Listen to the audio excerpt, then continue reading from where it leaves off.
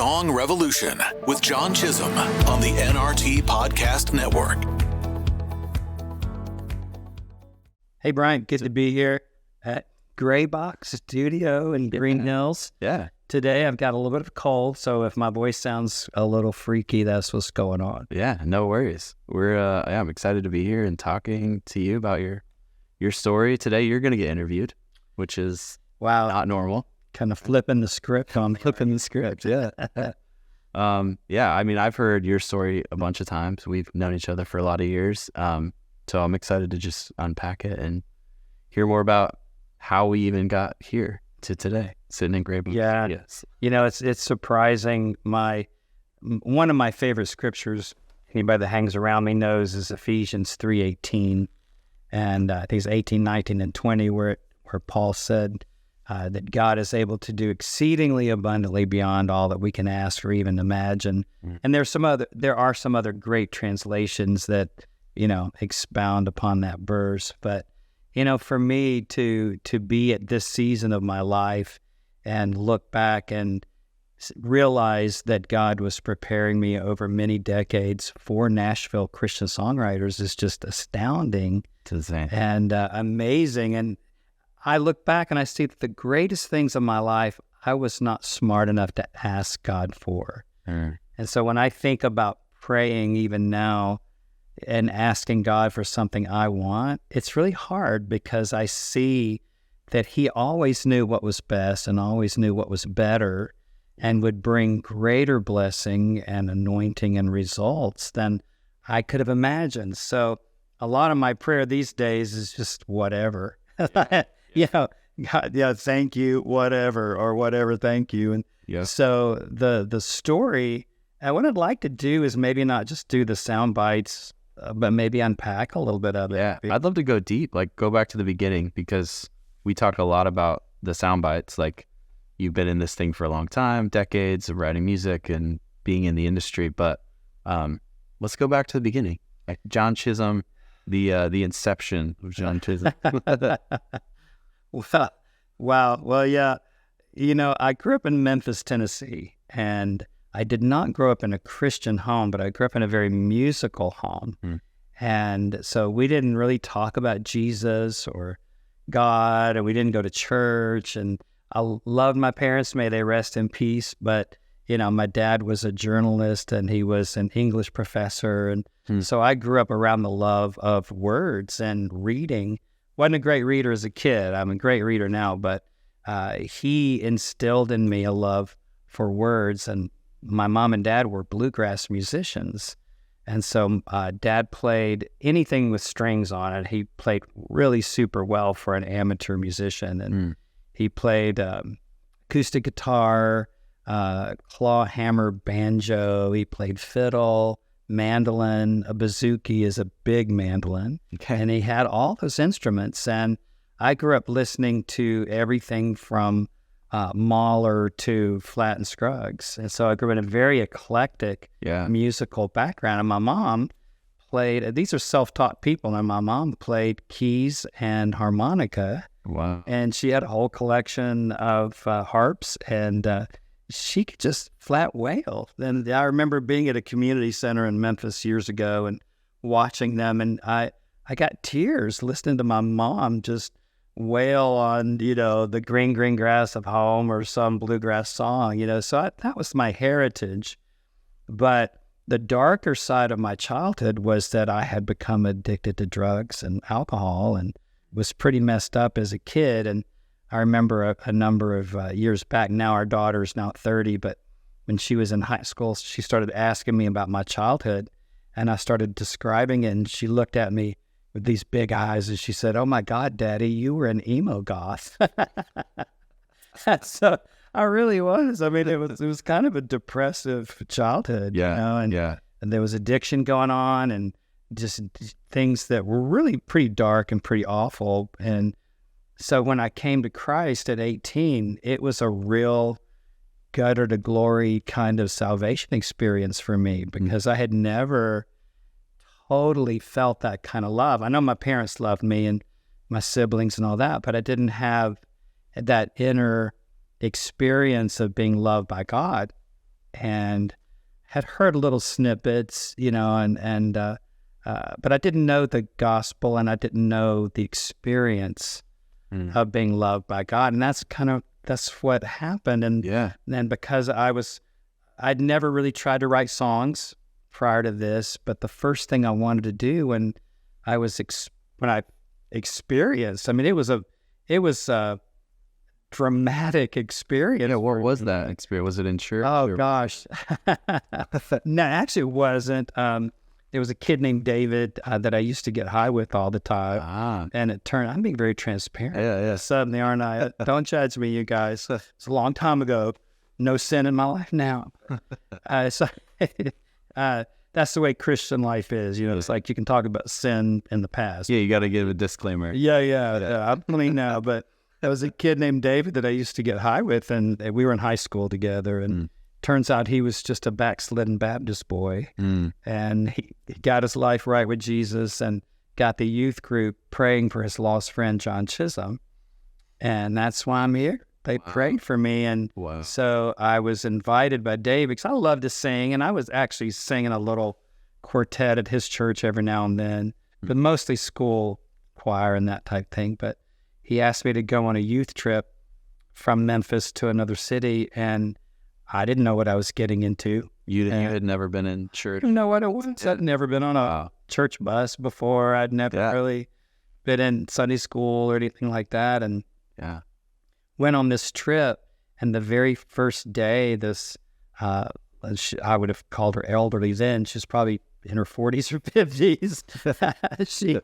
She sat me down and she said, you're just going down for the third time. I can tell you need Jesus. And she led me into just accepting Christ. And just right there. And I knew that my current lifestyle, I was depressed, I was addicted, I was messed up. And it was like this it was a surrender. And I know we use that word a lot, but it was a deep, deep surrender of my soul to Christ. And I felt it. It was like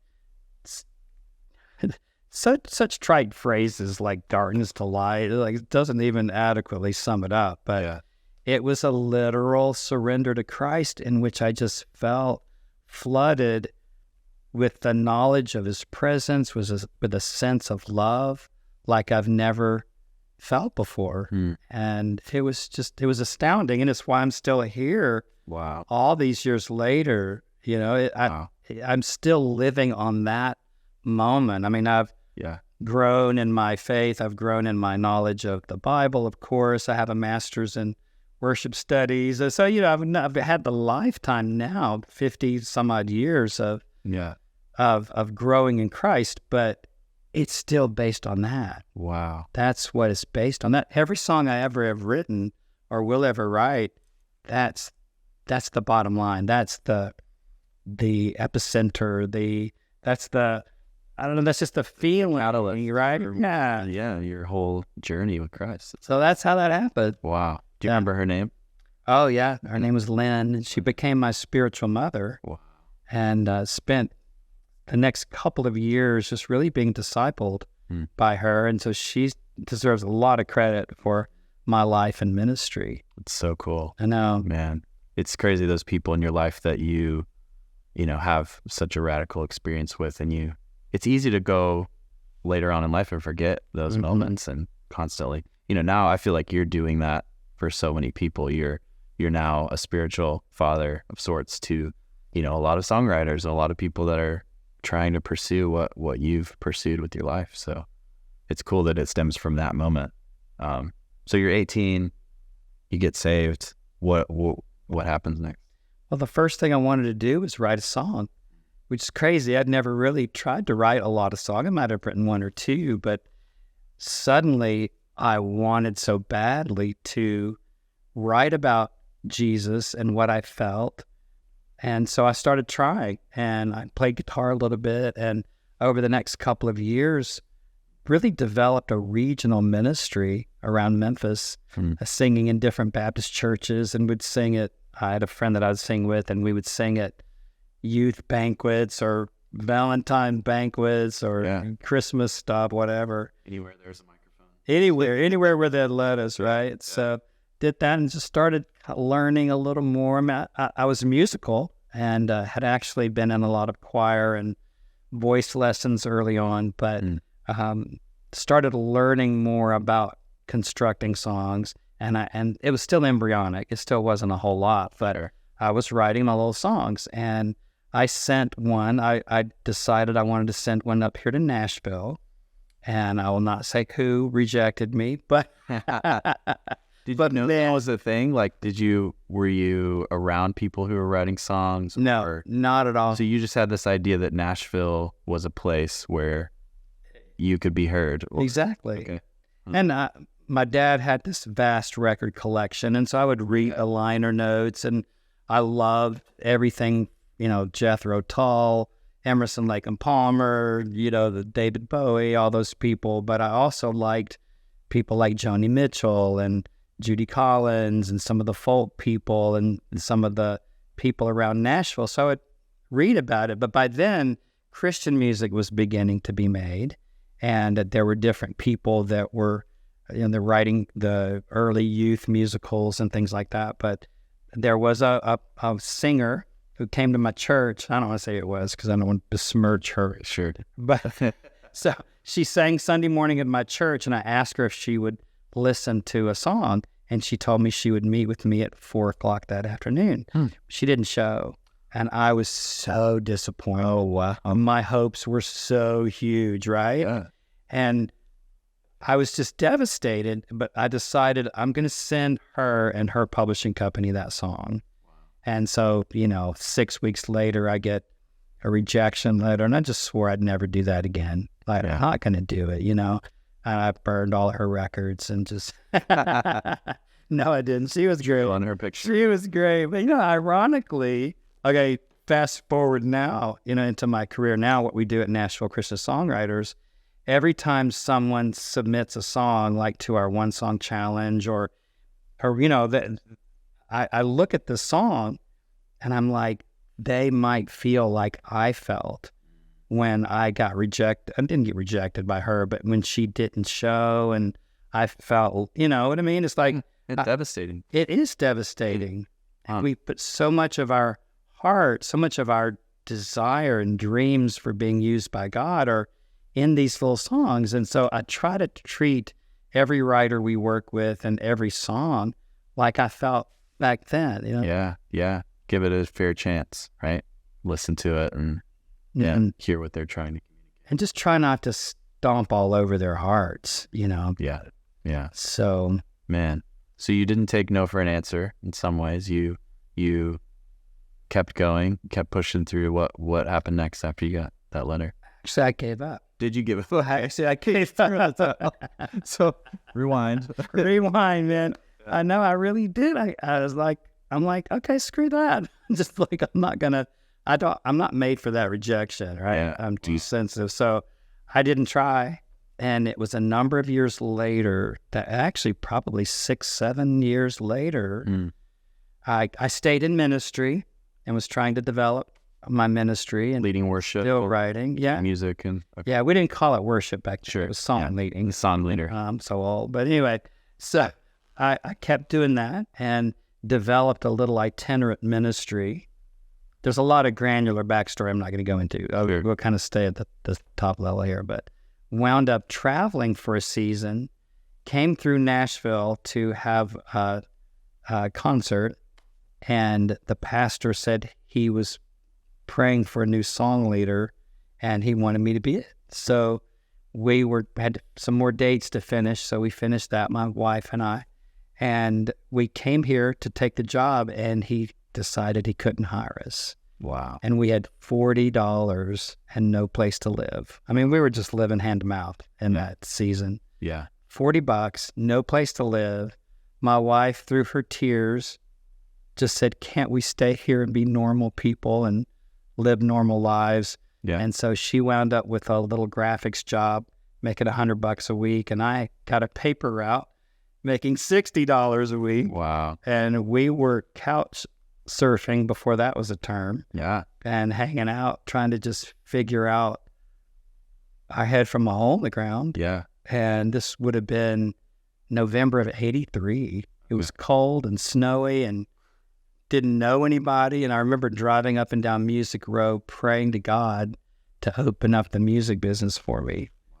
And it was probably 3 months later, through someone I met here, I was introduced to Bill Gaither and Gary McSpadden and some other people.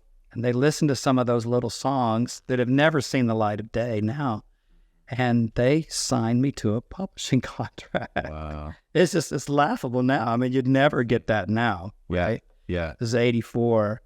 And in my first year, as I was co-writing with people, Bill and Gloria Gaither and Gary McSpadden would look at my songs and they would say things like, yeah, this is nice. We can see you love Jesus, but who's going to care about this in 100 years, you know? And they mentored me and coached me. And I wound up getting 20 songs recorded in my first year as a writer. And with other artists cutting those songs. Yeah, those were the years of Sandy Patty and Larnell Harris and Steve Green. Wow. And I had the opening song on Steve Green's first big record that shipped at 100,000 units. And it was a big deal, you know, back then. And I was very aggressive. And I would meet with anybody who would listen to my songs. I would just go at it. You know, if you were an artist or a record producer or record company, you know, A&R guy, if you were the secretary, I would meet with you and try to pitch our songs. Yeah.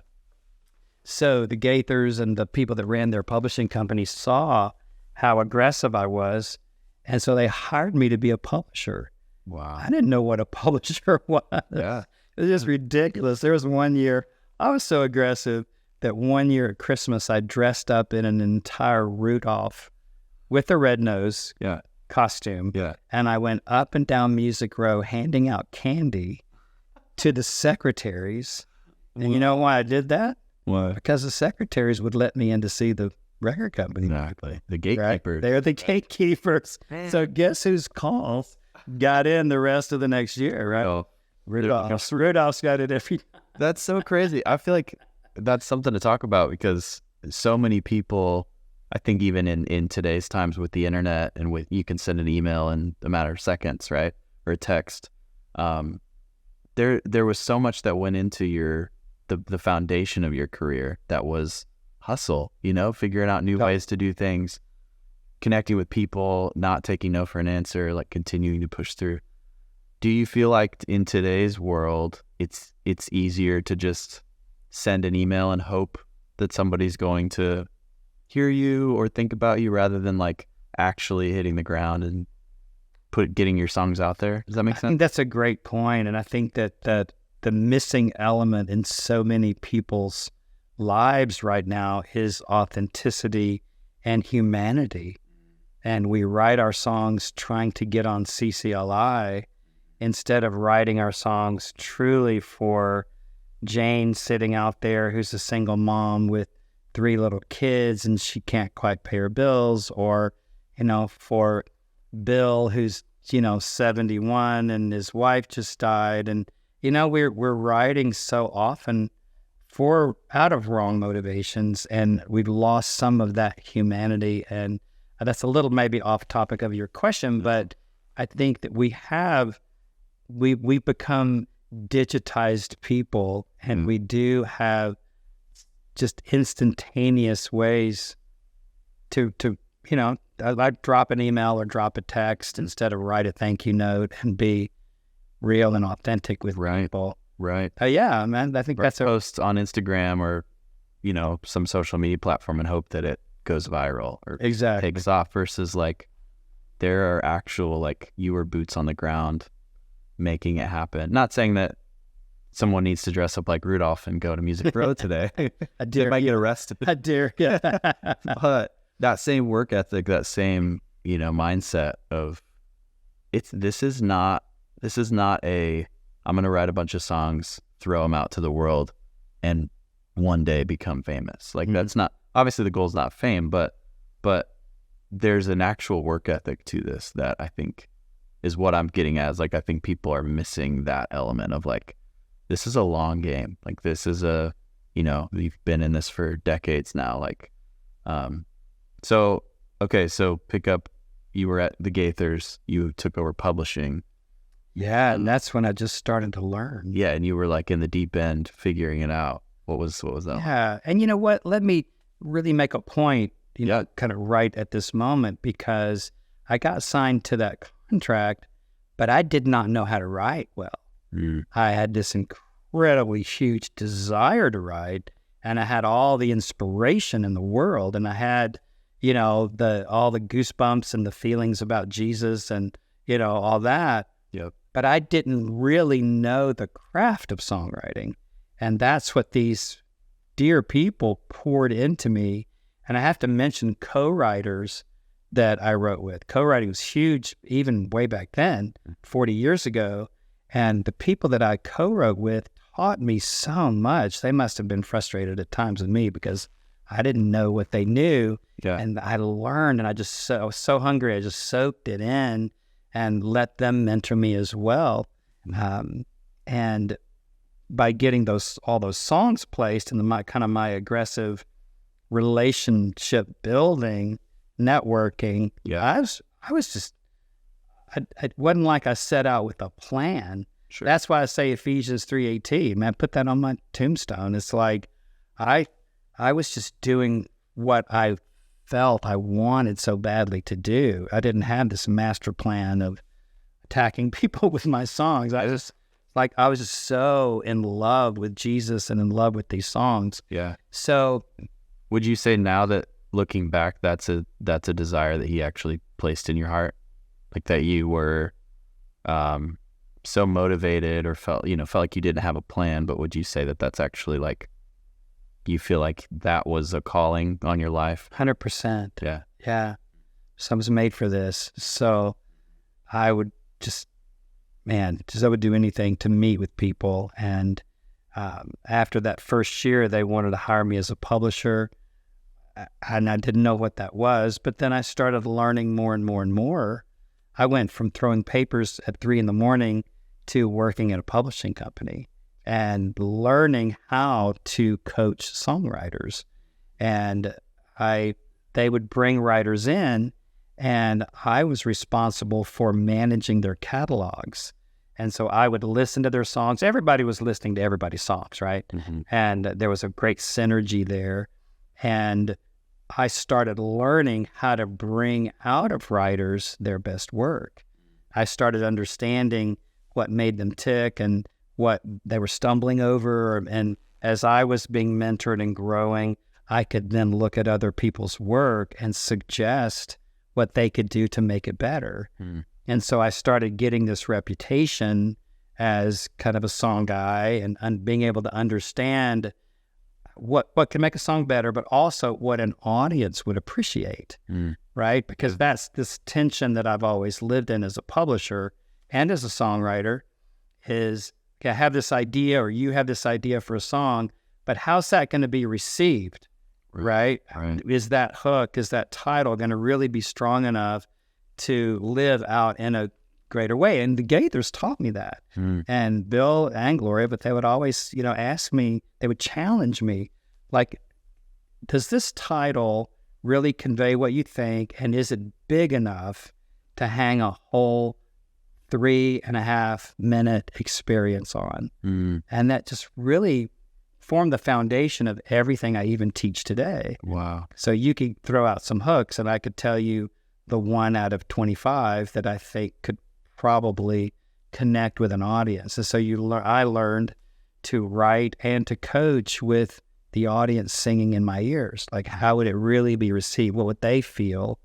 What kind of atmosphere would that song bring them into? Does that make sense? It does. And I think that's a massive missing piece for a lot of people, because they're so consumed in their songs that they're writing, whether it's a personal song or, whatever the goal is of that song. But you're missing, if you're not thinking from the audience perspective, you're missing more than 50% of the song. Oh, yeah.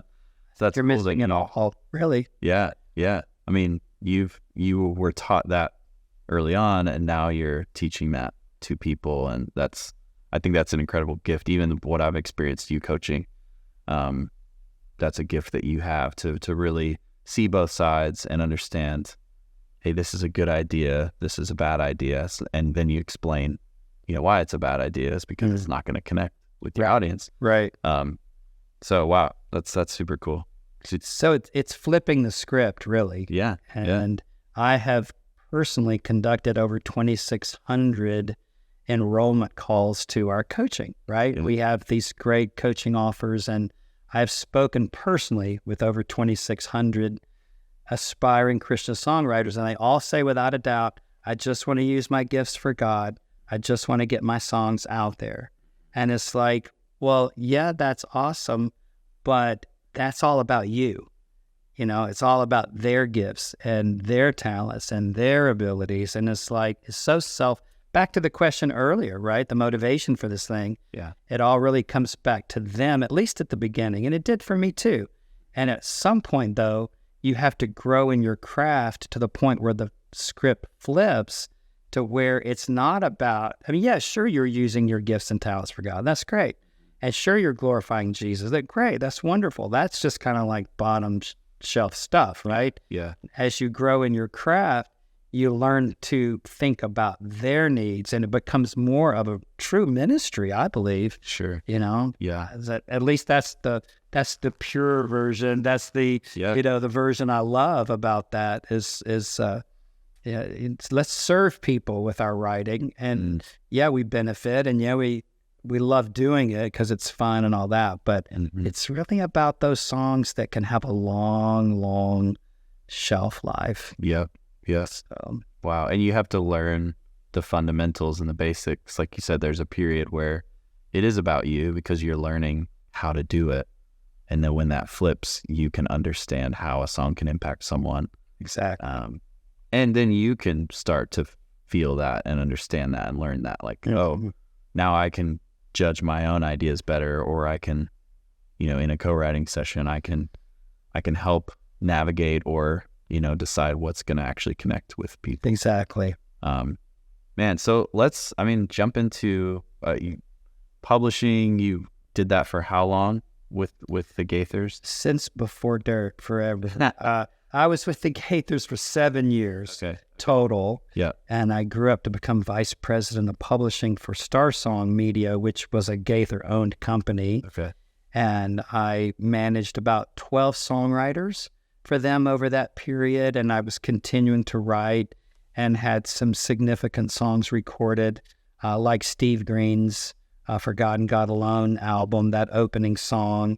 I had songs recorded. A Mighty Fortress is a huge one for Larnell. You might have grown up on that in the AG church. Yeah, I'm trying to think. A Mighty Fortress. A mighty fortress is our God. It's a take on the hymn. Yeah. Okay. Da, da, da, da, da, da. Yeah, the late Bill George wrote the melody, and it was my first big song. And wow. One of my biggest songs ever is a Southern gospel song called Canny Cuddy Woody. I have heard. You grew up on that one. Yeah. Oh yeah, we've had quartets coming through all the time. It's like gets the quartet song. Canny Cuddy Woody, he did. Canny Cuddy Woody, yes, he Canny Cuddy Woody, and he did. That's so great. We were sitting at lunch one day, and you were talking to someone else, and I think you mentioned that song, and I did a double take. I was like, wait, what? Like, we grew up, I'm Southern gospel royalty just because of that song, but that's fun. Everybody's sung. The cathedrals made it famous. Okay, yeah. Yeah, but everybody's sung it, and man, it was just a silly little thing that happened. Yeah. But, and then a couple of other things. There was a group called First Call back in the day, and I had a big hit with those guys, Truth, and some others kind of back in that day. But I wound up going to Integrity Music for a number of years and wound up managing 18 full-time songwriters and working on over 200 pieces of product just for Integrity. Wow. Published thousands of songs, and I wound up being over the entire song development, publishing department, and the whole copyright area. So it's just been amazing. I had 20 employees, 18 songwriters, and then all of the product. And so Wow. Man, they didn't pay me enough. That's a lot. I needed a raise. Just having 18 songwriters in a room. Oh, with all I think it's great. personalities and quirks. And Oh my gosh, it was great. You know, people like Linda Shazo, who wrote, "Lord, you are more precious than silver." oh, Yeah. All right. Nancy Gordon and Jamie Harville, who wrote, "Jesus, you're my firm foundation," which was a big hit for me, actually. That was my first big album in 94 Okay. with Integrity's Hosanna music. And it really is what opened up a global ministry for me. It's that song and that album, Firm Foundation, is so interwoven into the fabric of worship in Africa. Wow. Especially places like Nigeria and Ghana and other places. I'm actually the David Hasselhoff of worship in Nigeria. That's a great mental picture. The David Hasselhoff of worship in Nigeria. So I'm gonna write that one. I'm sorry, David. Yeah. I don't have the hairy chest, but yeah, I mean, it's like I actually am kind of famous in Nigeria for that record and for that song, and everywhere. I've been in Nigeria 5 times, and it's like, wow. I mean, it's just amazing what one song can be in a whole, nation like that. It's insane, Wow. That's something I'm constantly amazed by in the music industry, is like, it takes you places you would never go otherwise. Like a one song like that can take, like you said. While we do our one song challenge, it's like, Yeah. One song can change everything. It's wild. It really can. And because I believe from the Gaither's influence, really mentoring me to strive to write songs that can outlive me. I believe I have 2 or 3 out of the 400 or so I've had recorded in my career. I believe I got 2 or 3 that are going to outlive me. And I have one song called "Oh Mighty Cross" that I co-wrote with my dear friend David Baroni, and he deserves so much credit for this song, but it's in a couple of hymnals and we're not even dead yet, so it's edified. And a song called "Christ Above Me," which was written with my dear friend George Searcy, and it's really a very popular kind of a communion song. And then also with George, we wrote a song called "Our Heart," which since 1994 has been one of the most popular mission songs.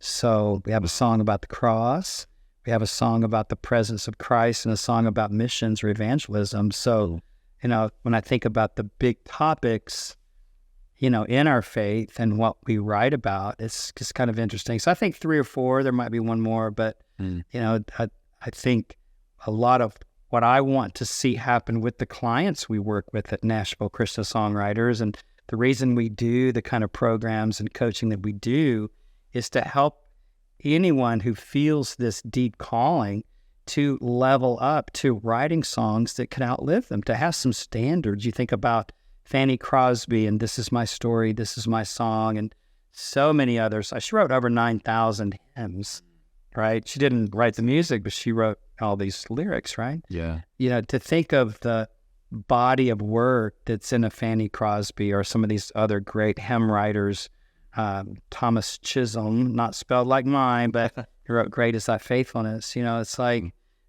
to think of the legacy, the value of writing a song that can outlive you and bring the gospel and bring a sense of worship and bring, biblical truths to people long after you're gone. What a gift to the world.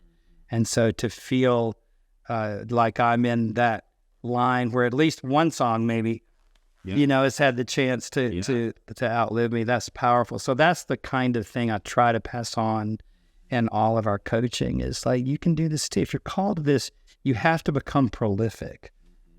You can't write 1 or 2 or 3 songs a year, right, and feel like I've written this, so I've written this, so you've got to like it. Yeah. And I think that's one of the great fallacies of Christian songwriters, is they feel that because they love Jesus, people ought to love their songs.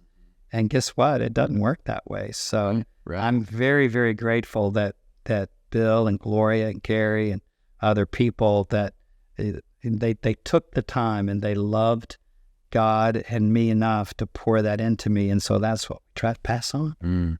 It's so good. I was even thinking when you're talking about the hymnals, the people that have been around you through this journey have really helped shape that legacy, you know? And even thinking, you know, it makes me thankful for people who preserve great songs and put them in hymnals, create units where they can actually stand the test of time and be around. And I remember growing up singing songs out of hymnals and, you know, turn to page 185. Yeah. And, you know, it's like the hymn moment in the song set or whatever.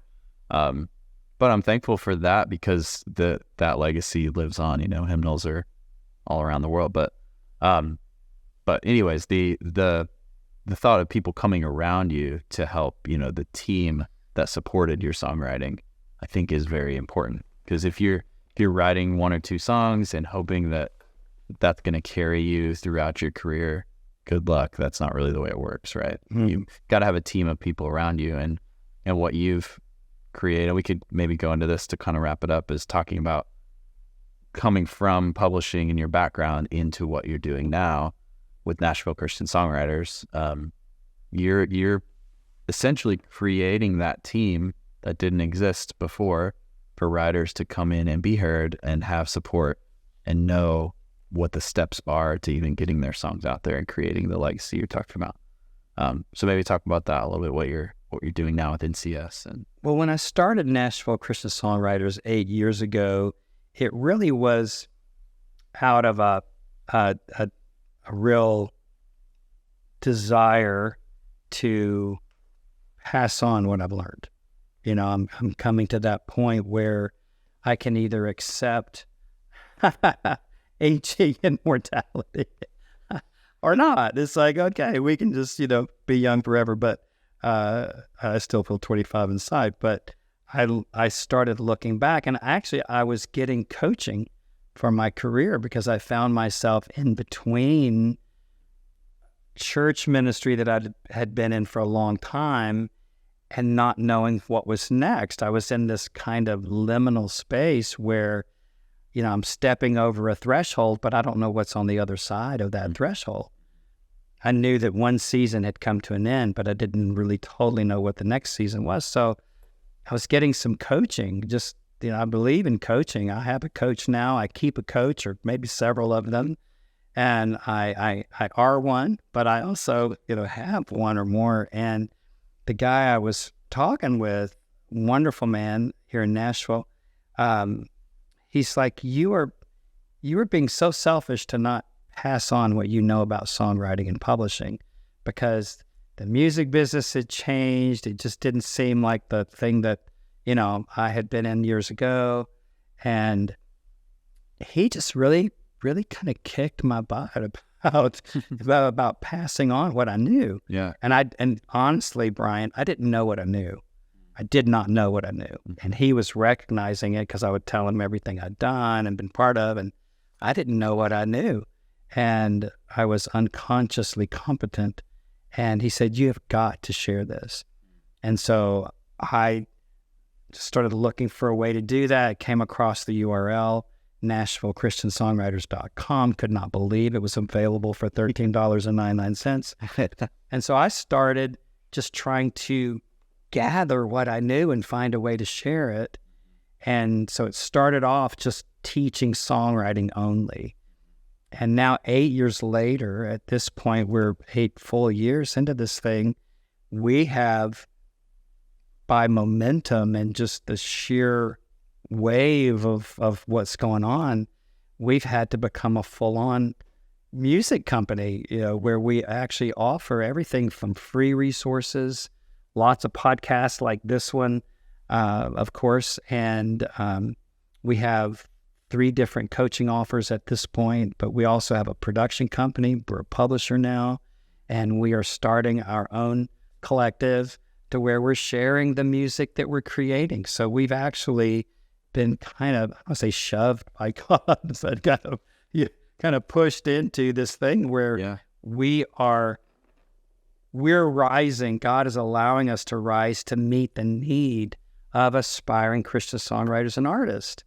And it wasn't because, well, I'm going to be a record company and we're going to do this and have this big business plan. It hasn't felt like that. It's been more of a wave of God's spirit momentum, if that makes any sense. Yeah. So it's become the full picture rather than just one slice of it. Everything begins with the song.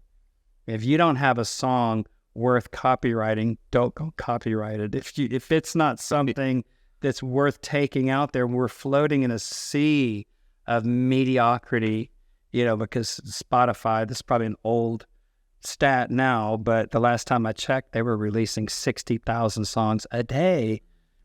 And just it's horrible. It's really kind of sad. Yeah. It's a sad byproduct of tech right now. But I hope that we can help elevate the quality of Christian music again. And I don't poo-poo Christian music, but at least everything all the independent and all the aspiring folks are out there doing is like, let's raise the bar. Let's raise the level of quality here again to where you can write a song that could outlive you.